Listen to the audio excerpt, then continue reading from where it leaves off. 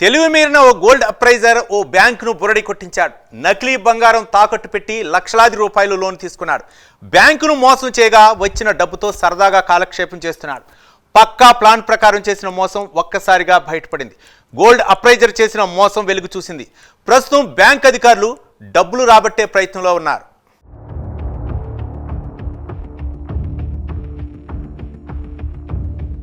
నకిలీ బంగారం తాకట్టు పెట్టి లక్షలాది రూపాయల లోన్ తీసుకున్న ఉదంతం ఆలస్యంగా వెలుగు చూసింది.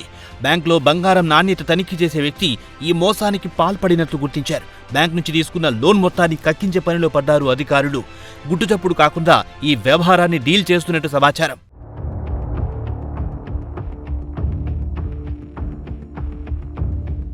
నిర్మల్ జిల్లా నర్సాపూర్లో ఉన్న స్టేట్ బ్యాంక్ ఆఫ్ ఇండియాలో గోల్మాల్ జరిగింది. బంగారు ఆభరణాలపై రుణాలిచ్చే క్రమంలో మోసం జరిగింది.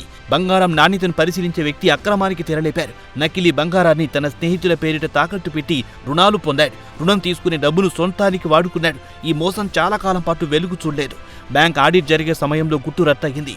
బంగారం నిల్వలు పరిశీలించేటప్పుడు నకిలీ బంగారం ఉదంతం బయటపడింది. బ్యాంకులో బంగారం నాణ్యత పరిశీలించే వ్యక్తి ఈ దారుణానికి పాల్పడినట్లు తేలింది. బ్యాంక్ అధికారులు పోలీసులకు సమాచారం అందించారు. దీంతో రంగంలో దిగిన పోలీసులు తమదైన శైలిలో విచారణ చేశారు. గోల్డ్ అప్రైజర్ తాను చేసిన మోసం ఒప్పుకున్నాడు. గోల్డ్ అప్రైజర్ తన స్నేహితులకు 12 మంది పేర్లతో సుమారు 20 లక్షలకు పైచులకు లోన్ తీసుకున్నట్టు తేలింది. బ్యాంక్ సిబ్బంది ఈ విషయాన్ని గోప్యంగా ఉంచి సదరు వ్యక్తి తీసుకున్న అప్పు కట్టించే ప్రయత్నం చేస్తున్నారు.